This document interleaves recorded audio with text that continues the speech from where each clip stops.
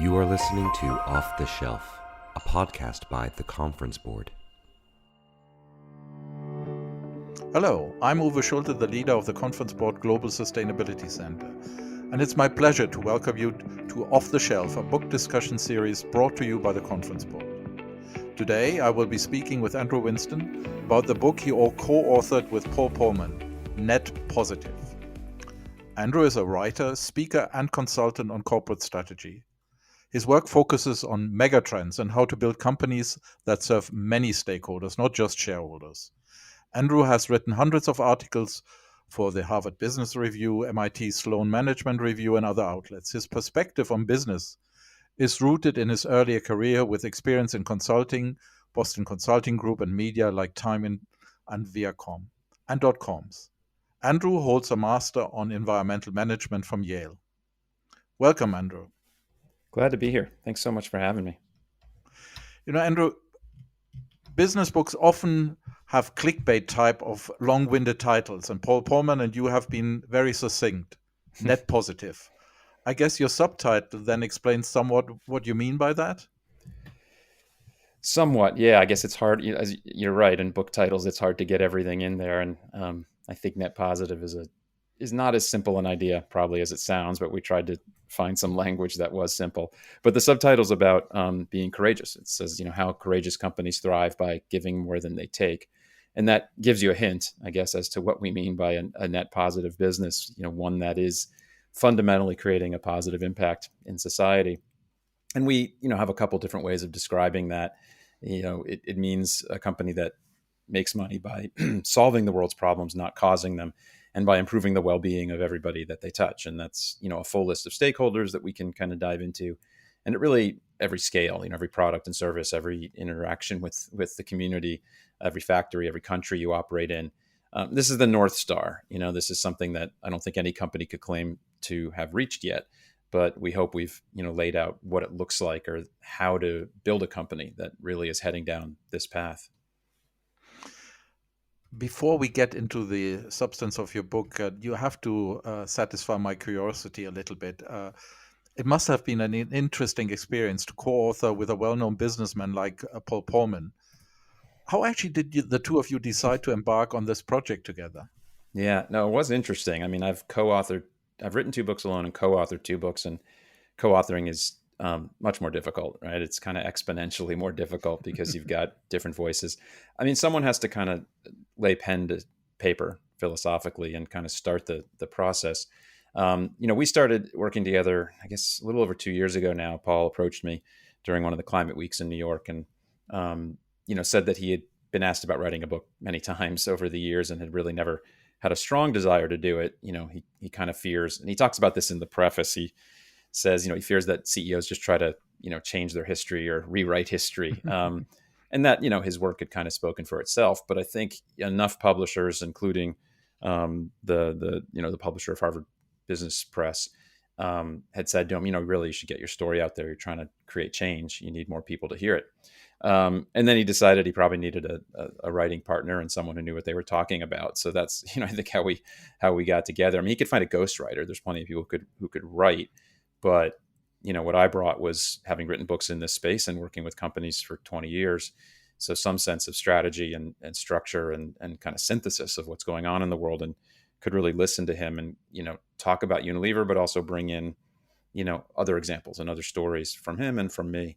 So I think about half the book ends up being really about Unilever and half is others. But the framework is really developed with Paul, me and Paul sitting down for a couple, a 2-hour conversation every week for a year.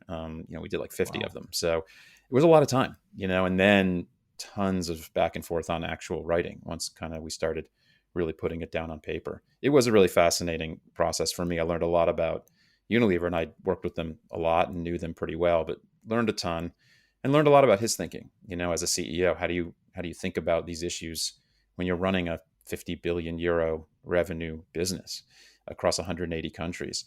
And it was fascinating because for all the speeches and talks that Paul's given for years, he hadn't really been able to sit down and say, what were the kind of 8 or 9 things that need to be in place to do the things I did, in part because he's a leader and he was a good, a great CEO.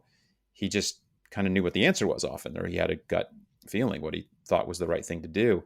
And that's different than writing that down, right? So actually getting it down was a tough, really fascinating process. So I had a good time, but it was hard. It was the hardest thing I've ever done work-wise, to take a really kind of systems thinking approach, a circular approach, all the things we want business to be is the way he thinks and the way I try to think, but to try to make that a linear story is difficult, right? To put it down on paper. If you want my penny's worth, that was worth the effort, having read the stuff. And I would say it's a really nice synergy about the wealth of things you have seen and the very concrete stuff that Paul had done. Right. That is coming together very nicely. So yeah. Well, thank you. I appreciate that. That's the goal.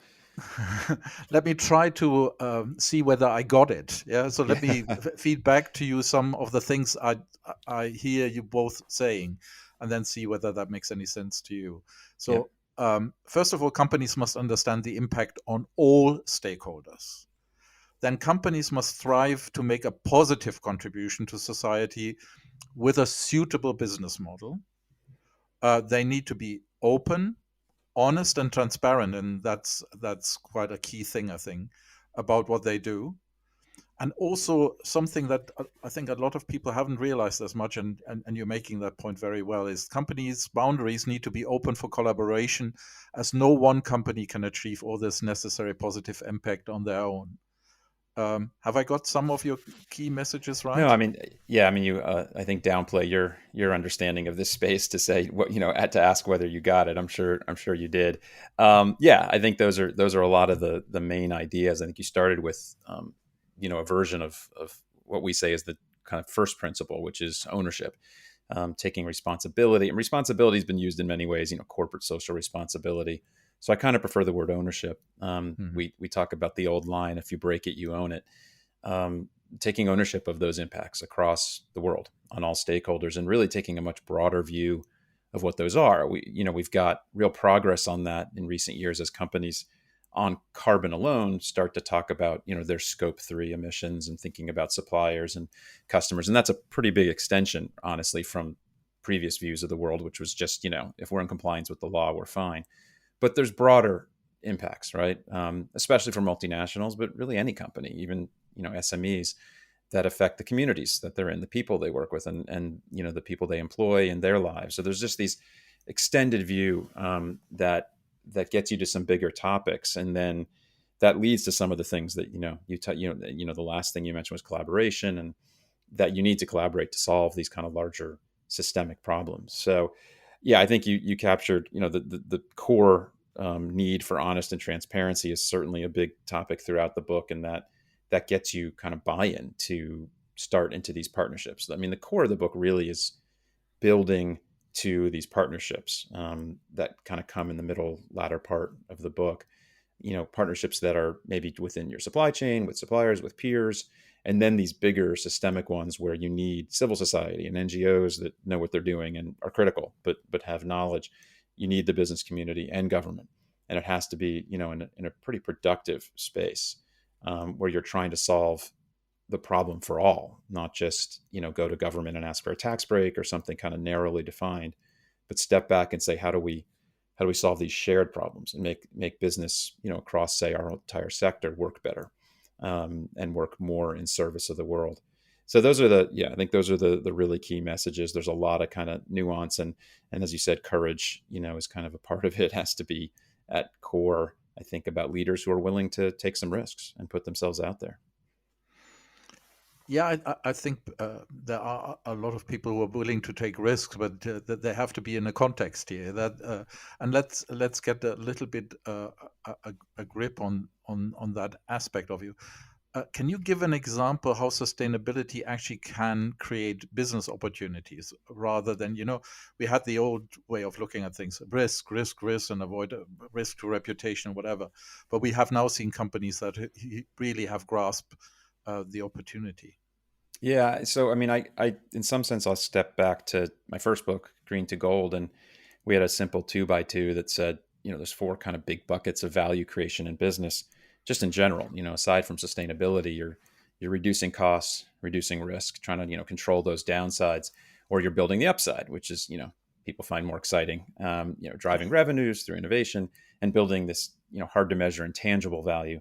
That's now the vast majority of the market value of companies. This hard to measure thing of, say, employee loyalty or attraction of talent, customer loyalty, license to operate, and on and on.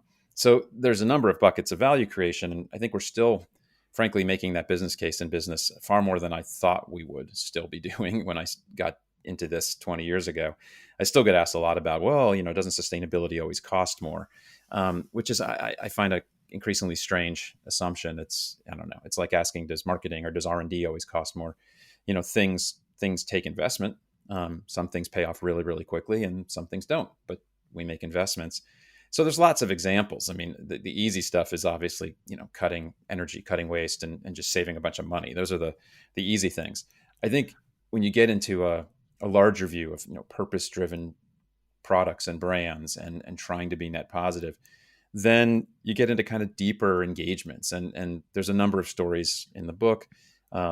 Just to give one example is kind of one of the longest standing brand and purpose plays that Unilever's undertaken, which is with their Lifebuoy soap brand, really big in India, South America. It's a soap brand they've had since founding in the 1870s. And it was pretty stagnant as a product, but they started a campaign, under the brand, not as like a cause related marketing, but just as the brand's marketing to teach kids health and hygiene around the world. If you teach kids and new mothers to wash their hands more, you'll literally save millions of lives, because these are diseases that are easily avoidable. And that brand has kind of made that their marketing, made that the way they approach the world, have saved millions of lives, but also sold a lot more soap. And the brand started growing really fast in the decade that, Paul was there as CEO, and became a €1 billion brand and all of that. And that's all, good. It is a win-win, which some people don't like to say, but it is something that shows that you can grow through values, because it can sound like philanthropy to go, teach kids hand washing. But if it's deeply embedded in what the product's about, it's just how you approach the world, so that the people in that business know that they're not just selling more soap, they're trying to solve hygiene issues. And it led to innovation. They developed, a version of Lifebuoy that for kids, because they're kind of antsy, and there's not enough water in some places, that could wash hands and kill germs in 10 seconds instead of 30. And the product would change colors for little kids, so they knew when they were done, they had done enough washing. So things like that have created, really interesting innovation opportunities. And that's probably one of my favorite stories, because it's partly well known and partly not, kind of how much it helped grow the business. Sometimes companies are afraid in a way to say this was good for the business. And I think that's something Paul's very comfortable with, and Unilever's been grown more and more comfortable with, to say, yeah, we can sell more of this thing that we find to be helpful to the world. And that's fine. It's a good thing. It's what we need. In a funny way, I mean, if something has to be sustainable, it has to be sustainable. It's as easy as that. If you build a business on philanthropy, that's not sustainable in the long run. Yeah, if Right. you have some spare cash, fine. But what happens when you run out of cash? So you have to generate things that make sense and make. Well, but businesses. there are loss leaders, right? Companies do that. That can be strategic, and you could do that for many reasons. It could be to get into new markets. It could be for sustainability reasons. They have products like water purifying, products like P&G and others have, and some of those I don't think are meant to make a lot of money. They want them to break even, but they're part of a suite of things to, improve water quality, because so many of their products rely on water, right? So if you want an area and people to have enough clean water to do things like use your shampoos and soaps and whatever, you might, be justified in trying to help purify water at cost or some small loss. Like you have to take a complete view, like any company would. Some things they do take a loss on, or some things they just spend a lot on marketing on, because it's part of the brand. It's part of, pushing the product. But yeah, by and large, in the long run, a company's got to make money or it doesn't exist. And that's okay. I think a more philosophical debate that I get into more late at night is just, how much profit. And I would say, I don't think we actually go into that too much in the book. We talk about growth and consumption and, the really big challenges in the world. But I constantly think about the problem we're in is that companies believe they're supposed to maximize profit in the short run, no matter what. And that's kind of what's killing us. So maybe we have to rethink what we mean by profit sometimes, and ask, at least in the short run, why is maximizing really the best path? Some of it may be worth investing in a brighter future for all. These are, I could sound like a, anti-business, but I'm a business guy. I have my MBA. I have my check mark on my, business passport. So I think I can say it. You've been branded, yeah. Yeah. No, but you see, I think what you've done, and you've done it before, and you've done it in this book, is make people more comfortable with saying that if you run a business and you make profit, and we can become philosophical, but I don't think that's the issue of today. Yeah. And that is done through sustainable products or sustainable services. There's nothing wrong with it. Absolutely. Right. Yeah. Exactly. Some people seem to have the view that if you don't make huge losses, then it can't be sustainable, and that's nonsense on both sides. Yeah, there are these conservative business people who believe that and then don't do anything, and there are the NGOs who believe if people are making profit and it's sustainable, then it must be a fraud somewhere. That's right. Yeah, no, I'm sure you worked in big companies. You've seen this. Someone will say, well, we do that energy efficiency stuff. Of course we do that. That's just good business. And they don't count that as sustainability anymore. Like once it becomes clearly profitable, then in their mind, oh, that's not sustainability. I'm like, no, that all is. So why don't you add it all in, and you'll see that sustainability is profitable. I mean, if you keep taking out the profitable ones and say it's just the things that cost too much, well, then, yeah, of course it's not going to look like it's good business, right? But I've seen that so many times. Like once it becomes, well, that's just how we do business. Right. Exactly. That's what sustainability is supposed to be. I remember 10 years ago, we had a discussion with we were doing an initiative of looking at suppliers together to get some stuff done. And a very large drinks company said to me, yeah, we have reduced a lot of our packaging over the last few years. Can I count that as a step forward? I said, of course you can. It makes sense. So yeah, but this saves cost. Yeah, so be it. Exactly. That's great. Yeah. Right. Okay. Yeah. Now let's get back to the book. Yeah. You have seen companies in the past trying to make sustainability efforts, but they get stuck in very small incremental steps. And you are now asking for more courage. Yeah. How can that happen? Well, there's probably a lot of ways. I think part of it is, some courage is forced upon us. There's just too much pressure and too much logic maybe in going forward. So you kind of get more courageous. I think it's really hard for companies at this point, especially large ones, to avoid pressure from key stakeholders. It's clearly coming more and more from investors. So that can really, supply some courage because you got to do this. It's coming from employees maybe more than any other group. And if you want to attract and retain talent, you have to.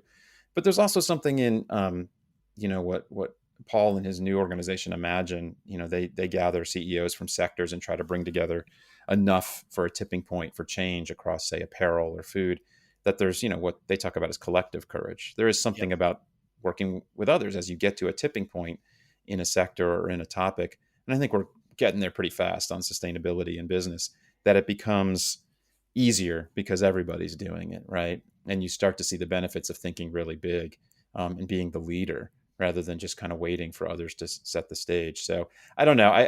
It's always a funny conversation about courage and leaders because, look, CEO pay has gone up dramatically over the last 30 years. And I part jokingly say, what are we paying them for? I mean, like, if you're getting that kind of money, you think courage would be kind of an expectation from the board but there's a weird thing where I feel like the more people get, the more almost safe they get. And that just seems like a big mistake. It's such an opportunity, right, to be courageous. Now, I think a very important point is in your book that you talk about that not everybody is ready for net positive yet, but you seem to be able to give some help there. Can you explain a little bit what you're trying to do there? Look, we're thinking big. I think we have to. I mean, part of this is driven not just by some desire for two guys named Paul and Andrew that companies do more. We're basing this on thresholds, right? Scientific thresholds on things like climate and water and biodiversity, and moral, humanity-based, thresholds on sufficiency and people having enough in life to thrive. It's that, donut economics kind of middle ground, right? That we need to live in the safe operating space. So that really kind of shapes all of what we're talking about. But given the story that business has been operating in for so long, where they have to maximize short-term shareholder value, it feels like a big leap, right? They don't feel ready. I think there are some things you need to do to get ready for the scale of thinking and effort that we're proposing. And we have on the book website, netpositive.world, we posted a readiness assessment that a bunch of people have downloaded. It's just 25 questions, which some people have told me it gave them anxiety, which was not really the purpose, but I think it's a big enough agenda that it makes people think, oh, wow, we haven't really looked at that. And maybe that's a problem. And the first few, kind of 4 or 5 questions are really the base of information and kind of mindset that you need. And it's things like, do you know your footprint across environmental and social issues across your value chain? Not every company does, right? A lot do, but tons don't have a good sense of that. Do you know how the big, mega trends, the big environmental and social issues affect your business and vice versa? Where do you contribute? Where do you get affected by them? Do you know what your stakeholders want? Have you asked employees what they expect of you, your customers? What do they expect of you today and in the future? It's those kinds of like grounding exercises and information that I think some companies have a lot of that in place. They've done sustainability reports for years. They've got a good sense and they're probably ready to go, okay, what's next? And the next set of questions are harder. They're like, okay, what are the big shared issues that your peers and you face that you can partner on, right? Do you know much about your human rights and your supply chain? Like these are the tougher things that you start to ask. So I think you can kind of stage this in levels of getting your base information and then getting more and more courageous with the things you take on. Let's spend some time on your title again. We started that way, and maybe we end our conversation on this one. A lot of people have now made commitments to net zero. Yeah? And that, of course, talks only to carbon. Your ambition is much wider than carbon, of course, and it's net positive. And that is quite a leap. Let's first talk about what we mean by impact, and then talk about how we get to positive there. What do you mean by impact? Yeah, I mean, it's a really good question. And there's been a lot of people working on this from a metric perspective for a long time. What's your environmental's easier in some level, right? What's your carbon footprint? How much water do you use? How much waste do you produce? The social side's harder, but there's lots of people getting better and better at putting metrics on it. But your impacts on people are pretty broad, right? I mean, we start from, if you take this kind of model of like scope 1, 2, and 3 on carbon, we take that towards the end of the book and we say, look, it's not just carbon. So there's other attributes. And there's a number of people who have proposed or suggested, well, there's really scope 4, 5, 6. There's other levels. And we kind of borrow from that and build on it and say, you can go past your own supply chain and customers and look at the impacts of your whole sector, like measure them. Like what's our whole sector mean? Like if you're in food and agriculture, right? There's a kind of piece of the world's carbon and the piece of the world's land use and labor, right? That's used for this set of products, and a huge portion of probably the human rights issues in supply chains with child labor and indentured servitude. And so you start to think broader about your sector. Bigger than that is your policy impact, your advocacy. This to me is really the biggest, probably most important thing for the big companies in particular to be thinking about, because they're being drawn into really big discussions now. Not just should we have a carbon price, but how do we defend democracy, right? How do we defend truth and fact and all these really tough issues? And they have to be part of the right side of policy, not just advocating for no policy. Basically, most companies just look to reduce regulation to zero, right? That's what they think their purpose is. And we have to shift that pretty dramatically. So if you start to think about, okay, we have an impact on the policies that we embrace or through our silence allow, say, trade associations to push for, then we have an impact on the much larger picture of something like carbon or wages. And then at the largest level, there's impacts, if you're a consumer products company, it could be on just consumption in general, on self-image. Unilever's addressed women and body image and confidence. It's come out that Facebook and some of its subsidiaries affect the way girls think about themselves. Like these are real impacts on the world. And if you take the human side of it, you do get more into thinking about the well-being of, say, farmers and farming communities and the communities they operate in, and Are you supporting through policy regenerative agriculture if you're a food company? It's those kinds of things. And it can sound really daunting. I know that, to say, how can I as a company take on hunger? Well, part of the answer is that you're not alone, right? Again, in some sense, the whole book leads up to partnership, and that this is doable to address these really big issues, but it has to be in partnership. And that means you're not alone, right? There's others that are already working on this. If you just come to it, there's suppliers and customers and peers that are starting to work on it. There's certainly NGOs all over it and government agencies. So you don't have to come into this, to solve these giant problems alone. You can't possibly. And I think that's both freeing and kind of exciting, to say we can get involved in the larger story without saying, we're solely responsible. Like, nobody is. That's not how it works. No, I think you're making two important points, and they are elaborated in the book. But let's just focus for a second on them. In order to make positive impact, so not just have an impact and live with it, but be, for example, in tourism, restorative. Yeah. So rather than just don't do any harm on where you build a place, a resort or whatever, but actually restore some of the nature and the cultural heritage and Right. that sort of thing. So doing that on your own will be extremely difficult, and people have to overcome that. And I think what you're asking for is, if you can, take leadership in your sector and drive it through advocacy, but also by putting your money where your mouth is, right?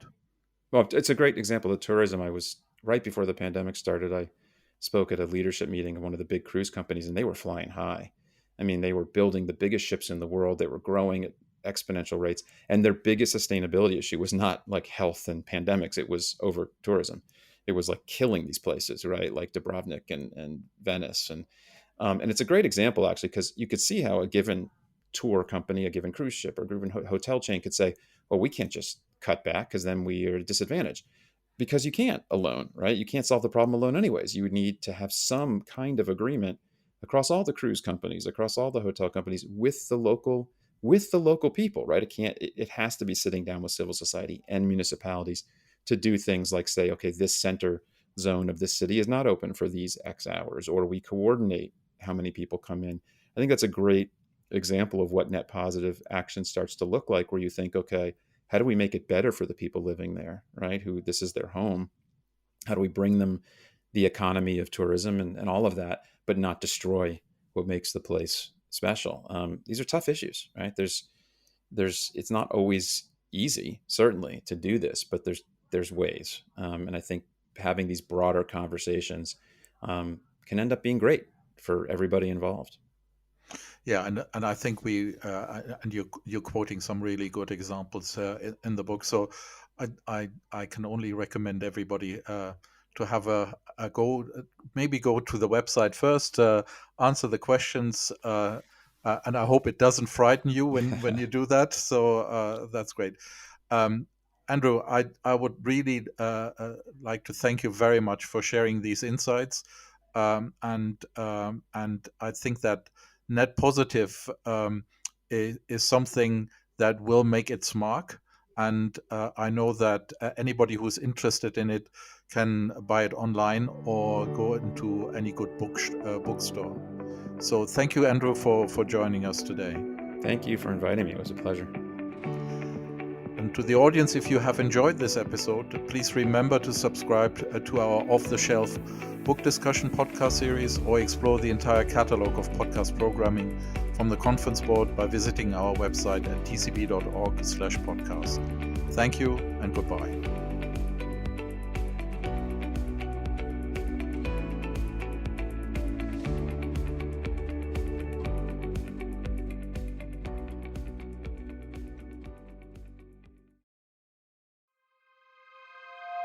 This has been Off the Shelf, a podcast by The Conference Board.